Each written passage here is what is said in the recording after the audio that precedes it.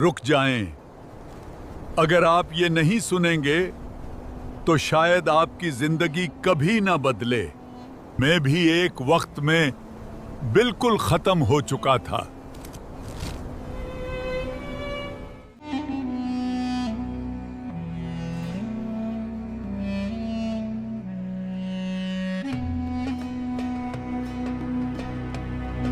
हर तरफ नाकामी थी, जैसे जिंदगी रुक गई हो। रिज्क बंद, दिल बेचैन। मेरा काम बार बार नाकाम हो रहा था और मैं अल्लाह के घर चला गया। और मैं अल्लाह के घर चला गया।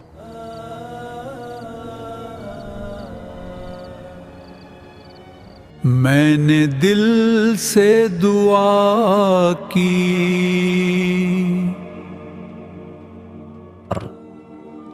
अस्तगफिरुल्लाह, अस्तगफिरुल्लाह, अस्तगफिरुल्लाह, अस्तगफिरुल्लाह। फिर मैं यही पढ़ता रहा बार बार। और फिर जिंदगी बदलने लगी। रिज्क में बरकत आने लगी। दिल को सुकून मिल गया। मैं दूसरों की मदद करने लगा। मैं बदल चुका था।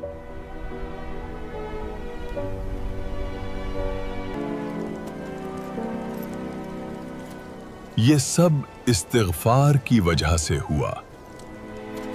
अगर आप भी बदलना चाहते हैं तो आज से, अभी से अस्तग़फ़िरुल्लाह पढ़ना शुरू करें। आपकी किस्मत बदल सकती है इंशाअल्लाह।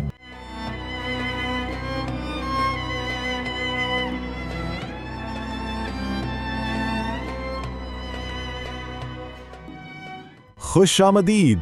आज हम एक ऐसी वजाहत और तज्ज़िये के सफ़र पर निकलने वाले हैं जिसका मौजू न सिर्फ इंतहाई तसल्ली बख्श है बल्कि उम्मीद से भरा हुआ है। हम बात कर रहे हैं इस सवाल पर कि क्या सच में वाकई में किस्मत बदली जा सकती है। हम सब अपनी ज़िंदगी में कभी ना कभी ऐसी रुकावटों का शिकार महसूस करते हैं जहां आगे बढ़ने का कोई रास्ता दिखाई नहीं देता। तो आज हम कुछ बेहद वाज़े हवालों के ज़रिए इस्तिग़फ़ार से किस्मत बदलने के इस अजीम सफ़र पर डीप डाइव करेंगे। ज़िंदगी में अक्सर ऐसा लगता है ना कि बस सब कुछ पहले से तयशुदा है। हम अक्सर अपनी पिछली गलतियों के बोझ और एक अजीब सी मायूसी के तले दब जाते हैं। ये सवाल जहन में मुसलसल घूमता रहता है कि क्या इंसान हकीकत में अपनी किस्मत की लकीरों को खुद किसी अमल से बदल सकता है, या फिर हम बिल्कुल हेल्पलेस हैं। क्या कोई ऐसी डिवाइन चाबी है जो उन बंद दरवाज़ों को हमेशा के लिए खोल दे जो हमें स्टक महसूस करवाते हैं। अच्छा, तो चलिए देखते हैं कि आज हम क्या कुछ कवर करने वाले हैं। इस सफ़र में हम इन 5 बुनियादी पॉइंट्स को समझेंगे। पहला, किस्मत कैसे बदलती है। दूसरा, इस्तिग़फ़ार की असल हकीकत क्या है। तीसरा, सूरह नूह का वो अजीम नुस्खा। चौथा, रिज़्क और बरकत। और आखिर में दिल का सुकून। तो शुरू करते हैं पहले हिस्से से। किस्मत आखिर बदलती कैसे है। चलिए देखते हैं कि क्या सच में तकदीर पत्थर पर लकीर होती है। यहाँ पर तकदीर की इन 2 किस्मों को समझना लिटरली सबसे क्रूशल स्टेप है। एक है मुबरम, यानी वो फिक्स्ड किस्मत जिसे किसी सूरत बदला नहीं जा सकता, जैसे मौत का वक्त। लेकिन दूसरी तरफ है मुअल्लक, यानी सस्पेंडेड तकदीर। और ये वो एरिया है जहां गेम कंप्लीटली चेंज हो सकती है। ये वो किस्मत है जिसमें हमारे अमाल, हमारी कोशिशें और दुआओं से तब्दीली आ सकती है। मतलब हम अपने आने वाले हालात के सामने बिल्कुल मजबूर नहीं हैं। ये मुअल्लक तकदीर ही वो मैदान है जहां इस्तिग़फ़ार असल में अपना जादू दिखाता है। और इस पॉइंट को ये हदीस कितनी खूबसूरती से इलिस्ट्रेट करती है। नबी करीम सल्लल्लाहु अलैहि वसल्लम का वाज़ेह इरशाद है कि दुआ के सिवा कोई चीज़ तकदीर को नहीं बदल सकती। Just think about that. हमारी दुआ और सच्ची तलब में ऐसी एक्स्ट्रॉर्डिनरी ताकत रखी गई है कि वो मुक़द्दर के फैसलों तक पर असरअंदाज होती है। یہ تصور ہمیں مایوسی کے اندھیروں سے نکال کر امید اور اختیار کی ایک بالکل نئی دنیا میں لے جاتا ہے۔ اب آتے ہیں اپنے دوسرے حصے پر، استغفار کی حقیقت، گناہوں کی معافی دراصل کام کیسے کرتی ہے۔ ہم سب انسان ہیں اور ہم سب سے غلطیاں ہوتی ہیں۔ جن دلوں میں پاسٹ ٹراما یا وسوسے مکمل طور پر گھر کر گئے ہیں، ان کے لیے سورہ الزمر کی یہ آیت ایک روشنی کی کرن ہے کہ کہہ دیجئے اے میرے بندو جنہوں نے اپنی جانوں پر زیادتی کی ہے، اللہ کی رحمت سے مایوس نہ ہو، بے شک اللہ تمام گناہوں کو بخش دیتا ہے۔ یہ امید کا اتنا بڑا اور واضح پیغام ہے کہ چاہے کچھ بھی ہو جائے، ہمیں رحمت سے کبھی نا امید نہیں ہونا چاہیے، نو میٹر واٹ۔ اچھا، اب جو بات میں آپ کو بتانے والا ہوں یہ سچ میں فیسینیٹنگ ہے۔ لفظ الغفور کا اصل مطلب کیا ہے؟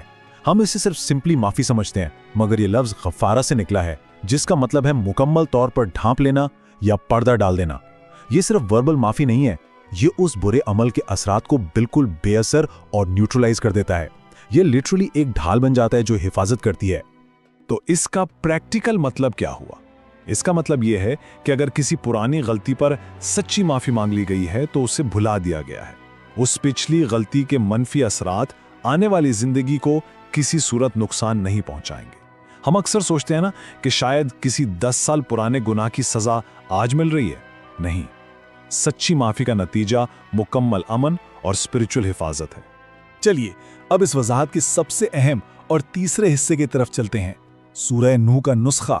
یہ قسمت بدلنے کی الٹیمیٹ کنجی ہے۔ ذرا حضرت نوح علیہ السلام کی اس عظیم جدوجہد کی ٹائم لائن کو دیکھیں۔ 1 صدی نہیں، تقریباً 950 سال، جی ہاں 950 سال کی مسلسل کوشش۔ اس طویل عرصے میں مذاق اڑایا گیا، تکلیفیں دی گئیں۔ اس واقعے سے ہمیں یہ زبردست سبق ملتا ہے کہ اصل کامیابی اور طاقت مستقل مزاجی میں ہے، نہ کہ فوری دنیاوی ریزلٹس میں۔ اور اسی 950 سال کی سٹرگل کے بعد وہ عظیم فارمولا پیش کیا گیا۔ سچا استغفار کس چیز سے جڑا ہے؟ سیدھا موسلادھار بارش، مال اور اولاد میں اضافے سے۔ یہ بالکل حیران کن ہے کہ کیسے ایک ٹوٹلی اندرونی روحانی عمل مادی یا دنیاوی اسباب کو فزیکلی بدل کر رکھ دیتا ہے۔ یہ صرف آخرت کی صفائی نہیں ہے، یہ فزیکلی بند دروازوں کو توڑنے کا فارمولا ہے۔ سورہ نوح کی ان آیات پر غور کریں، یہ ڈائریکٹ پروف ہے۔ اپنے رب سے بخشش مانگو، بے شک وہ بڑا بخشنے والا ہے۔ وہ تم پر موسلادھار بارش برسائے گا اور مال اور اولاد سے تمہاری مدد کرے گا۔ یہ آیت ایک آزمودہ راستہ دکھاتی ہے کہ معافی مانگنا دنیاوی نعمت اور فراوانی کی ایبسولوٹ گارنٹی ہے۔ اب ہم آتے ہیں اپنے چوتھے حصے کی طرف، رزق اور برکت۔ چلیے ان ٹینجبلی واضح فوائد کو دیکھتے ہیں جو اس عمل سے ہماری عام زندگی میں آتے ہیں۔